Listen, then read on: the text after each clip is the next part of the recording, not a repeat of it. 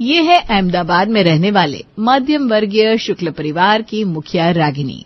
अंजलि की सास और रानी की दादी सास उम्र से 75 की हो गई है, लेकिन उसके चेहरे पर उसकी उम्र नहीं झलकती।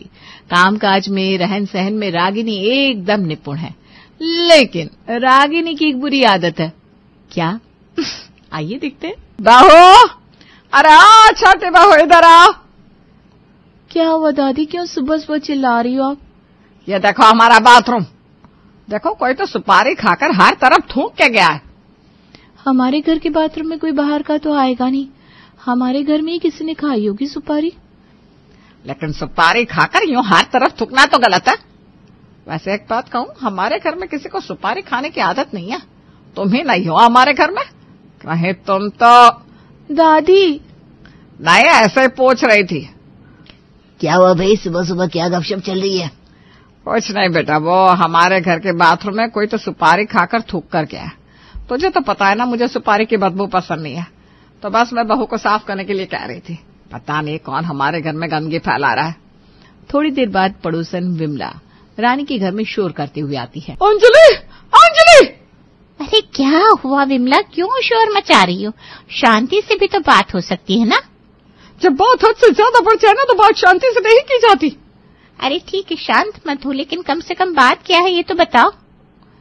हमारे टेरेस पर हमने जो पौधे रखे ना, वहाँ कोई सुपारी खाकर थूक के गया है। और मुझे शक नहीं, पूरा यकीन है तुम्हारे ही घर से कोई होगा, क्योंकि हमारे घर में कोई सुपारी नहीं खाता। शांत हो जाइए बहन जी, थूका होगा कोई, हम साफ कर देंगे। ऐसे कैसे कोई थूका होगा? पता भी तो चले कौन इतना बेशर्म है जिसे थूकते वक्त पौधे भी नहीं दिखे। जरा हमें भी तो पता चले। ऐसी क्लास लूंगी ना, उसकी सुपारी खाना भूल जाएगा। आंटी, ये सुपारी खाकर यहाँ वहाँ थूकने वाला अगर आपको मिल जाए तो प्लीज उसे मेरे पास भी भेज देना। आज किसी ने सुपारी खा के थूक कर हमारा पूरा बाथरूम खराब कर दिया। साफ करते करते मेरे हाथ दुख गए। ये रानी रागिनी की तरफ देखकर बोलती है। तभी रागिनी कहती है, बहू, छोटी बहू, ये सारी बातें मेरी तरफ देखकर क्यों कर रही हो? मुझे तो लगता है तुम खुद को बचाने के लिए ये सुपारी खाने का आरोप किसी और पर थोप रही हो। वैसे भी हमारे घर में टेरेस पर तुम ही तो जाती हो कपड़े सुखाने, कभी पौधों को पानी देने। अब कहना क्या चाहती हो दादी? सुपारी मैं खाती हूँ और इनके पौधों के पास जाकर थूकती हूँ। मैंने ऐसा कब कहा? मैं तो बस ये कह रही हूँ कि तुम ही टेरेस पर जाती हो, तो तुमने किसी को थूकते हुए देखा क्या? बहू, तुम सच बता सकती हो, किसी किसी को होती है सुपारी खाने की आदत। भाभी, वैसे आपकी ये आदत बूढ़े लोगों से मिलती जुलती है। अरे क्या सब एक ही रट लगाकर बैठे हो? सुपारी खाने की आदत क्या? मैंने एक बार भी सुपारी नहीं खाई अपनी जिंदगी में। रानी, तुम बता सकती हो, बी कंफर्टेबल। अब तुम भी। सुपारी और सुपारी खाकर यहाँ वहाँ थूकना, इस विषय पर शुक्ला परिवार में आज 2 बार चर्चा हो चुकी थी। जब से रानी इस घर में आई थी, तब से कोई तो सुपारी खाकर यहाँ वहाँ थूक रहा था, लेकिन रानी ने कभी बात का बतंगड़ नहीं बनाया। वो तुरंत साफ कर देती थी। लेकिन अब रानी ही सुपारी खाती है, ऐसा हर किसी को शक होने लगा था। तो रानी ने खुद से ठान लिया कि आखिर घर में सुपारी कौन खाता है, ये बात वो पता करके रहेगी। कुछ दिन बीतते हैं और एक दिन, अरे घर में कोई है क्या? मेरे दुकान से मेरे एक लड़के के हाथों हर 2 दिन बाद उधार सुपारी लेकर जाते हो, लेकिन उधारी चुकाते नहीं आप लोग। ये कौन सा तरीका हुआ व्यवहार का? अरे लेकिन हमारे घर में से किसी ने भी आपकी दुकान से उधार सुपारी नहीं खरीदी। ऐसा कैसे होगा? मेरे दुकान पर जो लड़का है वो झूठ थोड़ी ना बोलेगा। कोई रानी करके है जो हर 2 दिन बाद सुपारी लेकर जाती है, ऐसा उससे बता। मुझे मेरे पैसे चाहिए भाई। दुकानदार आंगन में खड़े रहकर जोर जोर से बात कर रहा था। अब आस पड़ोस वाले उसकी तरफ देख रहे थे। बढ़ती बात को रोकने के लिए रानी कहती है, ठीक है भाई साहब, लाई होगी किसी ने सुपारी, मैं दे देती हूँ आपके पैसे। बताइए कितने हुए? 2500। है? इतने? हाँ तो हर 2 दिन बाद 50 की 100 की सुपारी लेने आती है वो रानी नाम की औरत। ठीक है, ये लो आपके पैसे। यार, इस सुपारी ने तो मेरा जीना हराम कर दिया। मैंने आज तक सुपारी को हाथ भी नहीं लगाया, लेकिन सबको लग रहा है मैं सुपारी खाती हूँ। ऊपर से इस दुकानदार को 2500 रुपए भी देने पड़े। ये पैसे मैंने पार्लर जाने के लिए बचाए थे। पता नहीं कौन मेरे नाम पर ऐश कर रहा है। खुद से बड़बड़ाते हुए रानी घर के कामों में लग जाती है। वो घर की साफ सफाई कर रही थी, तभी उसे रागिनी के तकिए के नीचे ढेर सारी सुपारी मिलती है। रानी इधर उधर झांकती है, फिर देखती है पलंग के नीचे हर तरफ सुपारी सुपारी सुपारी थूका हुआ है। मम्मी जी, मम्मी जी ये देखिए दादी के कमरे में कितनी सारी सुपारी मिली है मुझे। दादी खुद सुपारी खाती है और मेरा नाम लेती है। दादी के साथ साथ घर का हर कोई मुझे कहने लगा मैं सुपारी खाती हूँ। इतना ही क्या, दादी दुकानदार के पास उधारी भी करके आती है सुपारी की और नाम मेरा लिखवा कर आती है। अरे बहू रानी, इतना शोर करने से कुछ नहीं होगा। इस घर में मेरे 33 साल बीत गए और माँ जी की ये सुपारी खाने की आदत अब की नहीं है, बरसों पुरानी है। कई बार मैंने माँ जी को सुपारी खाते हुए पकड़ा, लेकिन वो कभी भी अपनी ये आदत मानती नहीं। कई बार मेरे साथ भी ऐसा हुआ है, सुपारी वो खाती है, नाम मुझ पर आता है। इसीलिए घर में तमाशा होने से बेहतर है शांति से उन्हें सुपारी खाने दो, और वो जो सुपारी खाकर यहाँ वहाँ थूकती है ना, वो साफ कर दो बेटा। लेकिन मम्मी जी ऐसा कितने दिन चलेगा? देखो बहू, अब उन्हें सुपारी खाने की आदत है तो वो तो जाने से रही, अब उनकी ये आदत उनके साथ ही जाएगी। मैंने तो कई बार घर में तमाशा किया और सबके सामने माँ जी ने मुझे झूठा साबित कर दिया। तो फिर घर की शांति बनी रहे, इसके लिए मैंने सुपारी नाम लेना ही बंद कर दिया घर में। लेकिन मम्मी जी अब हर कोई शक की नजर से मेरी तरफ देख रहा है तो मुझे बहुत गंदा लगता है। सुपारी खाकर दादी के दांत इतने खराब हो गए, वो किसी को नहीं दिखते। दादी ने एक बार शक की सुई मेरी तरफ क्या घुमा दी, हर किसी को यही लगता है मैं सुपारी खाती हूँ। अरे बहू, सबको पता है तुम्हारी दादी सास सुपारी खाती है, लेकिन वो यकीन नहीं करती, इसलिए वो जो कहती है वो सब बाकी मान लेते हैं। वैसे भी अब उनकी उम्र हो गई है। मम्मी जी लेकिन मुझसे ये रोज रोज साफ नहीं होगा। घर वाले तो घर वाले, ऊपर से बाहर वाले भी आकर मुझे सुपारी के ताने सुनाकर जा रहे हैं। परसों वो विमला जी आई थी, उनके सामने दादी ने मेरा नाम ले लिया।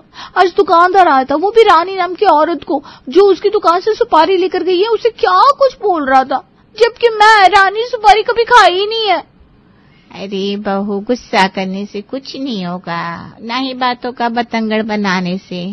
तुम्हारे पास दो ऑप्शन है, एक तो कुछ भी करके माँ जी की आदत छुड़वा दो, नहीं तो उन्हें इसी आदत के साथ अपना लो और रोज रोज का ये तमाशा बंद करके चुपचाप सुपारी की गंदगी साफ कर दो। अगर तुमसे नहीं होगी तो मैं कर लूंगी, लेकिन बस घर में तमाशा मत करो बेटा। लेकिन मम्मी जी आप एक बार दादी को समझा कर तो देखो, वो समझ जाएंगी। मुझे उनकी सुपारी खाने से प्रॉब्लम नहीं है, बस वो सबके सामने मेरा नाम ना ले और घर में यहाँ वहाँ थूके नहीं। मेरे बाल सफेद हो गए उन्हें समझाते समझाते। ना वो समझती है ना सुपारी खाना बंद करती है। समझना तो छोड़ो, वो कबूल भी नहीं करती कि वो सुपारी खाती है। बहू, तुम्हें समझाना हो तो समझाओ, वरना जो करना होगा वो करो, बस मुझे बीच में मत लो। रानी अपनी सास को मनाने की कई कोशिश करती है, लेकिन उसकी सास ने तो अपने हाथ बिल्कुल खड़े कर लिए थे। अंजलि रानी की मदद करने के लिए बिल्कुल तैयार नहीं थी। अब रानी सोच में पड़ जाती है। आगे ऐसे ही कुछ दिन निकल जाते हैं। सुपारी को लेकर घर में अब हर रोज तमाशा होने लगा था। रानी सुपारी को हाथ तक नहीं लगाती थी, लेकिन फिर भी सबकी नजरों में रागिनी रानी को झूठी बना देती थी। फिर चाहे खुद की बात सबके सामने रखने की रानी कितनी भी कोशिश क्यों ना कर ले, रानी रागिनी की आदत में बुरी फंस चुकी थी। एक दिन, दादी मम्मी जल्दी से चलिए, ये देखिए मैंने आपके लिए मस्त प्याज का गरम पराठा बनाया है। आज ये चमत्कार कैसे हो गया? दादी आप भी ना, वो मैंने YouTube पर रेसिपी देखी थी। रागिनी और अंजलि पराठा खाने लगते हैं, तभी रागिनी जोर से चिल्लाती है, हे भगवान, बहू ये क्या डाला है इसमें? मेरे दांत गए काम से, ये तो प्याज का पराठा है ना? दादी प्याज तो मम्मी जी के पराठे में है, आपके तकिए के नीचे मुझे ढेर सारी सुपारी मिली थी ना, मुझे लगा आपको सुपारी बहुत ज्यादा पसंद होगी, तो मैंने आपके लिए स्पेशल मेरे हाथों से सुपारी का गरम पराठा बनाया है। अच्छा है ना? हे भगवान, ये लड़की बिना पता नहीं किस जन्म का बदला ले रही है मुझसे। मेरे दांत गए, अब सुपारी कैसे खाऊंगी? अरे भगवान, सुपारी के कारण दांत चले गए, लेकिन सुपारी खाने का भूत नहीं उतरा। वाह भाई वाह, घर तो बहुत ही शानदार लग रहा है लड़की वालों का। जब बाहर से ही घर इतना सुंदर है तो अंदर से कितना सुंदर होगा। ठीक कह रहे हो जी, बस हमारी बेटी की शादी इस घर में हो जाए तो पूरी जिंदगी ऐश करेगी, ऐश। इन दोनों की बातें सुनकर और घर को देखकर आपको भी ऐसा ही लग रहा होगा कि इस घर में शादी हुई तो लड़की ऐश करेगी, लेकिन असल में जो दिखता है कभी कभी सच्चाई वो नहीं होती, कभी कभी सब कुछ बिल्कुल उलट ही होता है। आइए भाई साहब, घर के अंदर आइए। नंदिनी, तुम सबके लिए वो इम्पोर्टेड चाय बनाकर लेकर आओ और साथ में वो दुबई से मंगाई हुई मिठाई और स्नैक्स भी लेकर आना। आपने बिल्कुल ठीक कहा था। हमने जैसा सोचा था उससे भी अच्छा ससुराल मिल गया हमें तो अपनी बेटी के लिए। कुछ कह रहे हैं क्या आप? जी नहीं, वो तो हम बस कह रहे थे कि आपका घर बहुत सुंदर है। काफ़ी पैसा लगाया होगा अपना ये घर बनाने में। जी हाँ, पूरे 10 करोड़ रुपए लगे हैं, लेकिन हमारे लिए ये बहुत छोटी मोटी अमाउंट है। ऐसे ऐसे तो हमारे पास बहुत सारे घर हैं, कोई गुड़गांव में तो कोई फरीदाबाद में, कोई अमेरिका में। शादी के बाद आपकी बेटी को जहाँ भी रहना हो वहाँ रह सकती है। अब पवन सिंह की ये बातें सुनकर विनय और सुनीता की आंखें और चमक जाती है और रिश्ता हो जाता है। कुछ महीने बाद शादी भी संपन्न हो जाती है और घर में आती है नई नवेली बहू। वाह वाह सुगंधा, क्या ससुराल ढूंढा है तेरे मम्मी पापा ने तेरे लिए। अब तो मैं यहाँ पूरी जिंदगी ऐश करूंगी, लाइफ सेट होगी मेरी तो। बहू, इस चावल के कलश पर पैर मारकर घर के अंदर आ जाओ। जी मम्मी जी। सुगंधा अपने पैर से चावल के कलश को पैर मारती है। कलश तो गिर जाता है लेकिन कलश से चावल नहीं गिरते। अरे ऐसे कैसे हो सकता है? कलश गिरा लेकिन चावल इसी के अंदर रह गए। ये कोई अपशगुन तो नहीं है ना मम्मी जी? अरे नहीं नहीं, ये कोई अपशगुन नहीं है बेटा। चावल ज़मीन पर गिर जाते तो वेस्ट हो जाते, इसीलिए मैंने कलश के ऊपर प्लास्टिक रैप चिपका दिया था ताकि कलश को पैर मारकर तेरा गृह प्रवेश भी हो जाए और चावल भी वेस्ट ना हो। अब ये चावल बनाने के काम भी आ जाएंगे ना। है? जिन ससुराल वालों को सुगंधा इतना अमीर सोच रही थी, उनकी ऐसी कंजूसी देखकर सुगंधा तो उनको देखती रह जाती है। लेकिन ये तो बस शुरुआत थी। वो घर के अंदर प्रवेश करती है कि तभी, बेटा तुम दोनों बहुत थक गए होंगे ना, जाओ जाकर अपने कमरे में आराम कर लो। हाँ मम्मी, मुझे भी बहुत नींद आ रही है। चलो सुगंधा, आज कमरे का दरवाज़ा तुम ही खोलो। अब से तुम ही हमारे घर की लक्ष्मी हो भाई। सुगंधा कमरे का दरवाज़ा खोलती है, लेकिन ये क्या, सुगंधा ने दरवाज़ा खोलने के लिए जैसे ही हैंडल पकड़ा तो दरवाजे का हैंडल निकलकर उसके हाथ में ही आ गया। अरे अरे, ये क्या हो गया? दरवाजे का हैंडल निकल गया। अरे वो कई दिनों से हैंडल में प्रॉब्लम हो रही थी, मैं ही शादी की भाग दौड़ में चेंज करवाना भूल गया। तुम टेंशन ना लो, मैं ठीक करवा लूँगा। जी, अभी तो सिर्फ दरवाजे का हैंडल निकला था, लेकिन रात के समय बहुत प्यास लग रही है, किचन में जाकर पानी पीकर आना पड़ेगा। सुगंधा पानी लाने के लिए उठती है तो सचिन की आंख भी खुल जाती है। अरे इतनी रात को कहाँ जा रही हो सुगंधा, क्या हुआ? कुछ नहीं, बस प्यास लग रही थी तो पानी लाने जा रही थी। आपके लिए भी लेकर आना है क्या? हाँ, प्यास तो मुझे भी लगी है। एक काम करो, तुम रहने दो, मैं लेकर आता हूँ। अरे नहीं नहीं, कोई प्रॉब्लम नहीं है, मैं लेकर आती हूँ ना। सचिन कई बार सुगंधा को मना करता है, लेकिन सुगंधा पानी लेने के लिए किचन में चली जाती है।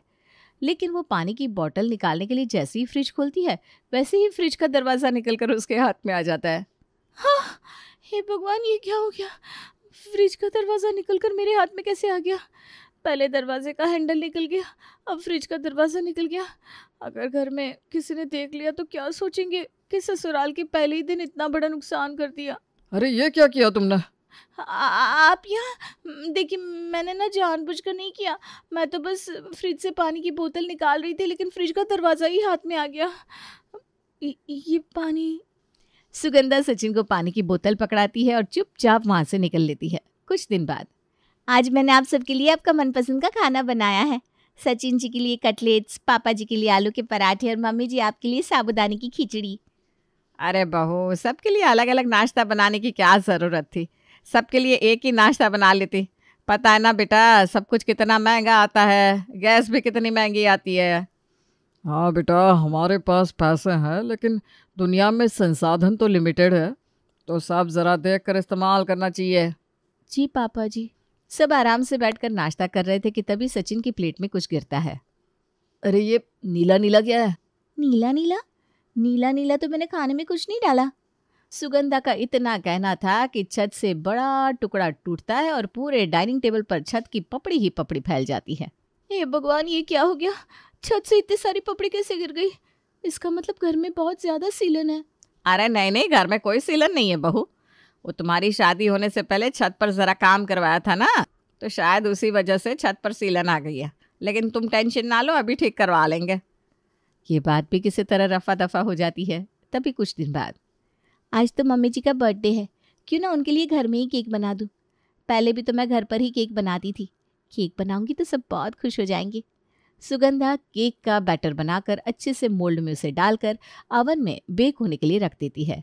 लेकिन कुछ सेकंड बाद ओवन से बड़ी ही अजीब सी आवाज आती है, टेचू टेचू टेचू। ये टेचू टेचू की आवाज कहाँ से आ रही है? घर में कहीं से कोई गधा तो नहीं घुस गया? इससे पहले कि सुगंधा को कुछ समझ में आता, उसकी सासू माँ जल्दी से किचन में आती है और ओवन को बंद कर देती है। अरे क्या हुआ मम्मी जी, आपने ओवन क्यों बंद कर दिया? इसमें मैं आपके बर्थडे के लिए केक बना रही हूँ। अरे बहू, ये ओवन खराब है। अगर थोड़ी देर और चालू रहता ना तो इस ढेंचू की आवाज के साथ एकदम से फट जाता। क्या? तो फिर इसे घर पर क्यों रखा है? इसे फेंक देते हैं ना मम्मी जी। अगर आप घर पर नहीं होती तो आज ये फट ही जाता। ऐसी रिस्क की चीज को घर में नहीं रखना चाहिए। अरे बेटा, अब तो तुझे पता चल गया ना कि ये खराब है, तो पड़े रहने दे इसे एक कोने में। कोई आएगा और घर में ओवन देखेगा तो कम से कम उसे ये तो होगा कि इनके घर में ये भी है भाई। हैं? ससुराल की चीजों की खोखली हालत और ससुराल वालों की हरकतें देख देख कर सुगंधा को तो अब कुछ समझ में नहीं आता। तभी कुछ दिन बाद, काम करके बहुत थक गई हूँ, एक काम करती हूँ, थोड़ी देर सो जाती हूँ। सुगंधा अपने कमरे में जाकर बिस्तर पर लेट जाती है। तभी उसकी आंख लगते ही कमरे में उसे इतनी तेज आवाज आती है कि एकदम से वो हड़बड़ाकर उठती है। क्या हो गया? क्या हो गया? अरे मैं तो बेड पर सो रही थी, नीचे जमीन पर कैसे आ गई? बेड कहाँ गया? सुगंधा ध्यान से देखती है तो बेड के चारों कोने टूटकर धराशाही हो चुके थे और सुगंधा नीचे जमीन पर गिरी हुई थी।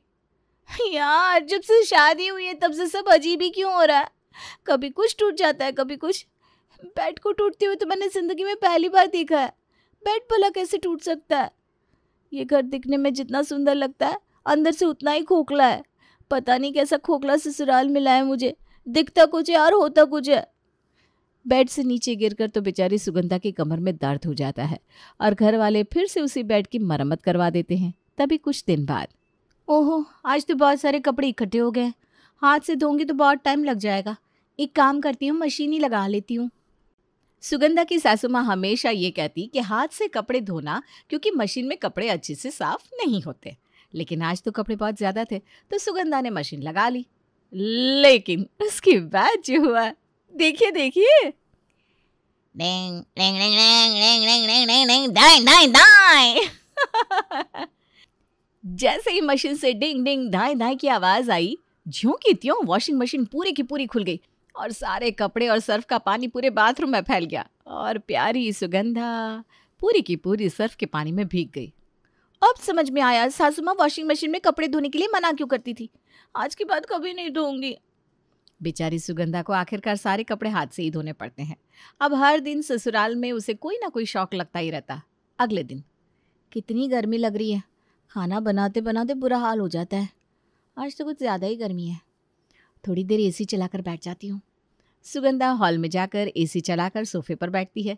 2-4 मिनट तो आराम से वहाँ पर बैठ जाती है, लेकिन उसके बाद एसी हवा के बदले जो मिट्टी फेंकता है, सुगंधा को समझ में नहीं आता कि एसी इतनी स्पीड से मिट्टी कैसे फेंक सकता है। वो जल्दी से उठकर एसी को बंद करती है, लेकिन तब तक पूरे हॉल में मिट्टी मिट्टी मिट्टी हो चुकी थी। अभी अभी काम करके बैठी थी और काम बढ़ गया। समझ में नहीं आता ये किस टाइप का एसी था। दुनिया में कौन सा एसी ऐसे मिट्टी फेंकता है। अब फिर से पूरा हॉल साफ करना पड़ेगा। सुगंधा पूरे हॉल में झाड़ू लगाती है, लेकिन कारपेट पर झाड़ू नहीं लगा पाती। तो कारपेट को साफ करने के लिए वो वैक्यूम क्लीनर लेकर आती है। लेकिन वैक्यूम क्लीनर तो आहा इतना अच्छा था, सफाई करना तो दूर, उसके अंदर पहले से जितनी गंदगी थी वो उसे भी बाहर निकाल देता है और सुगंधा का काम फिर से बढ़ जाता है। हे भगवान, इस घर में कुछ नॉर्मल है कि नहीं? बड़ा ही खतरनाक घर है। कुछ भी करने जाओ कभी कुछ ठीक होता ही नहीं। इस घर की सारी चीज़ें ही ना अजीबोगरीब है। अब ये कैसे साफ करूं? अब इस चक्कर में बेचारी सुगंधा का आज का पूरा दिन तो हॉल की सफाई करने में ही चला जाता है। कुछ दिन बाद, अरे पूरे किचन में धुआं हो गया। एग्जॉस्ट फैन का स्विच कहाँ पर है? शायद वो वाला है। सुगंधा जैसे ही एग्जॉस्ट फैन का स्विच ऑन करती है, उसी वक्त उसके ससुर जी वहां से गुजर रहे थे। एग्जॉस्ट फैन ऑन होते ही वो इतनी जोर से घूमता है कि सीधा उड़कर ससुर जी की तरफ जाता है और उनके सर के सारे बाल उड़ा देता है। ये क्या था? क्या?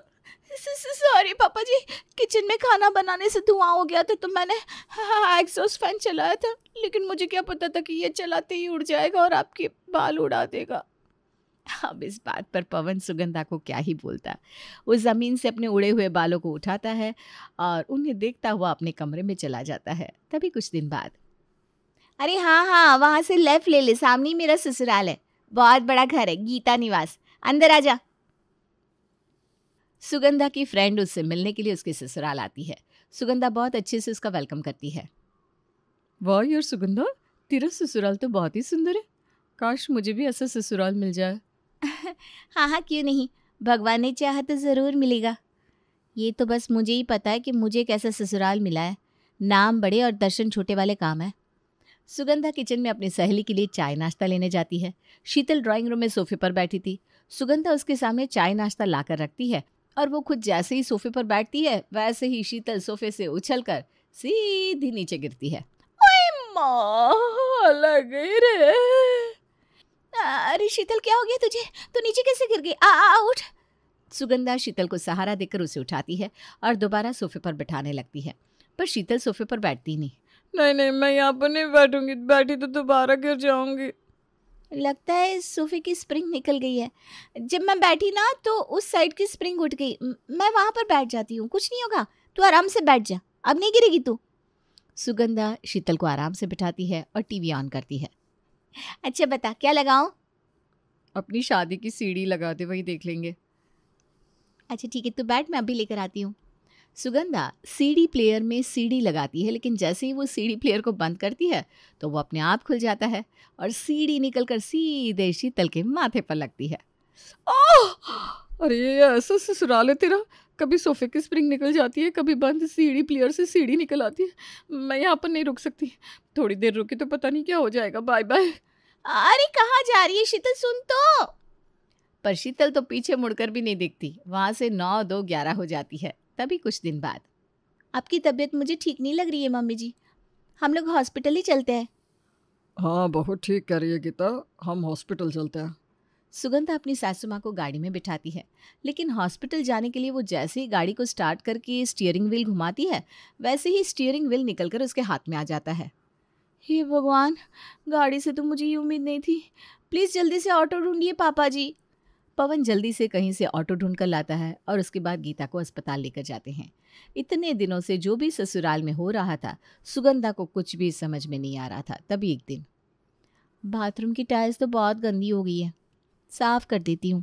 सुगंधा बाथरूम की टाइल्स साफ करने लगती है, लेकिन जैसे ही वो साबुन और ब्रश से टाइल्स को साफ करने के लिए पानी डालती है तो टाइल्स वहां से गायब हो जाती है।